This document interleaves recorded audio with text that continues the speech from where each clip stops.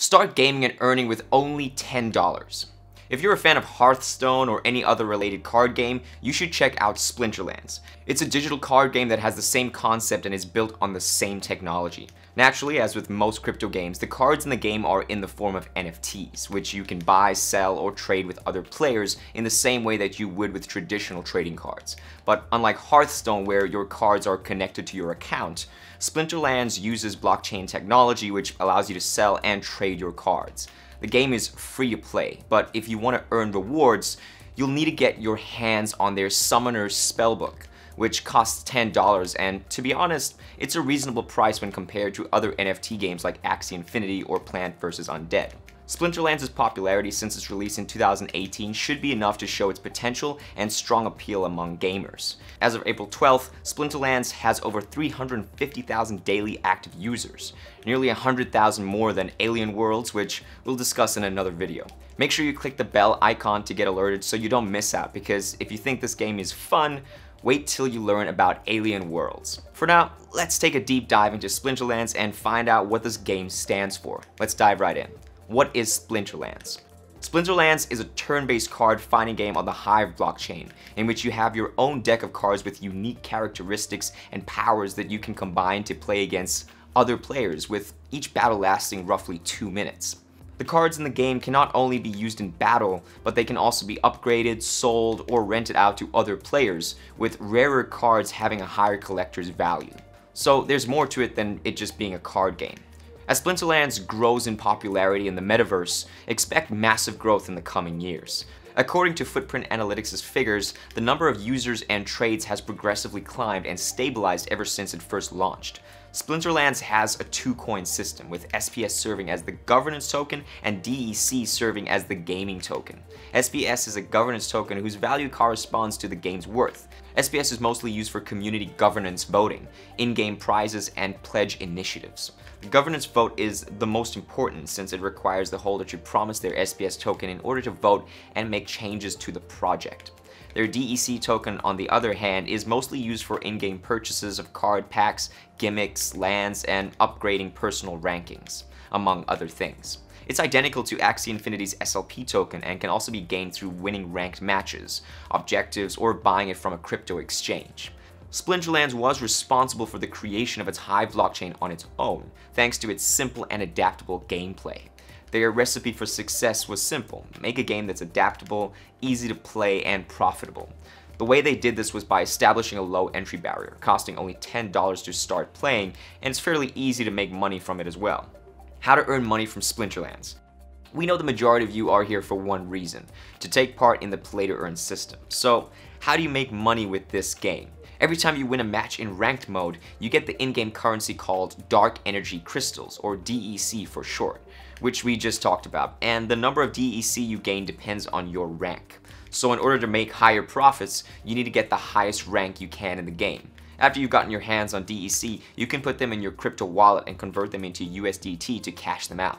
One DEC is worth 10 cents as of May 30th. If you want to check the current price, you can check it out at CoinMarketCap. When it comes to winning, putting together the perfect lineup of cards is the key to success. The first and most important decision you should make is which summoner to use. Splinterlands is made up of 6 separate elements known as splinters. These are fire, water, earth, life, death, and dragons. Each Splinterlands card is associated with a certain splinter, so when you go into battle, you can only use one splinter, which means that all of the cards in the fight must be either all fire, all water, all earth, all life, all death, or all dragon cards. But when you decided on a team, you can't shuffle fire and water cards. If you choose a dragon summoner though, you can use dragon cards in addition to the ones you choose for the fight. That's the only exception. There's 2 types of cards in Splinterlands: summoner and monster. You'll pick your cards, which will form part of your deck each time you compete in a ranked fight. 1 summoner and up to 6 monsters will make up your deck. Your summoner card possesses abilities that affect the whole monster squad. Your monster's health can be boosted by using healthy summoner cards, and monsters can be defeated by using healthy summoner cards. For example, Tyrus Palladium, the Life Splinter summoner, can give all ally monsters +1 armor in combat. Which summoner you use is important because you can see which summoner an opponent has used in their most recent match in the preview screen before a match, so that shows you that the person is probably going to use it again. All you need to do is use one that counters theirs. It's that simple to gain the upper hand. So yes, this is crucial. For example, let's assume the opponent in the preview often uses the Death Element Summoner. It's very powerful, but the Fire Element can help counter it. So logically, you'll select Pyre as your summoner. Following that, you can select cards connected to the Fire Element. When it comes to selecting cards, positioning is also crucial. Our team's initial position would be on the front lines, which we refer to as a tank. You may want to go with a card that has a lot of HP and is highly tanky. The cards behind your tank come next. You have the option of choosing ranged characters or melee fighters with reach ability, which allows melee fighters to attack from the second position. Now that you've got enough protection up front, you can concentrate on cards that deal a buttload of damage. In the backlines, range or magic attacks would be a decent choice. Aside from using tactics, you can also increase your chances of winning by purchasing cards from booster packs, buying them from other players, or leveling up your cards by combining several cards of the same type. How to start playing Splinterlands. To begin playing Splinterlands, go to their main website, splinterlands.com, and register an account. MetaMask, Wombat, and a variety of other solutions are available for logging in. Your temporary name will be assigned to you when you register. After purchasing your Summoner Spellbook for $10, you can modify this as well as establish your blockchain wallet. You'll also be asked whether or not you wish to continue with the tutorial.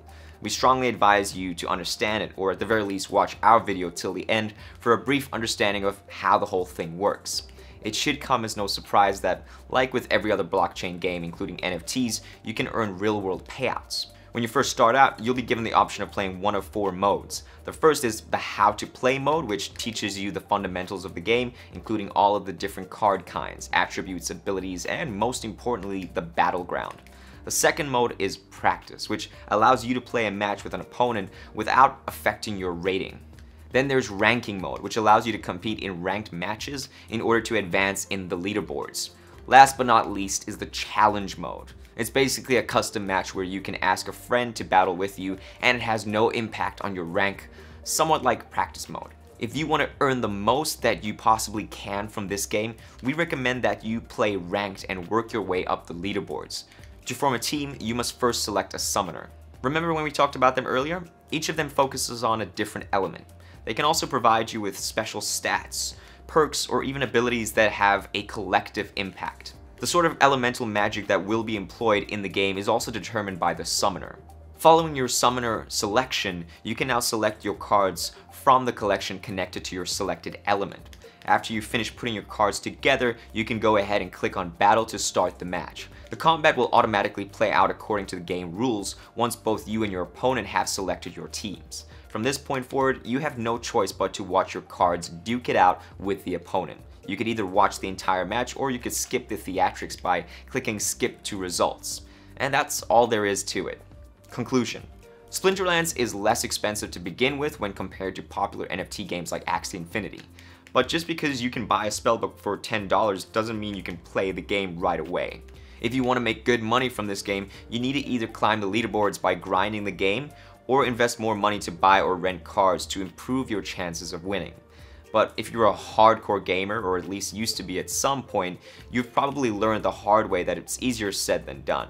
The game demands a solid grasp of the cards, summoners, elements, stats, abilities, and battlefield. To come out on top in the game, you'll need to invest more time than money in this case, and that's indisputable.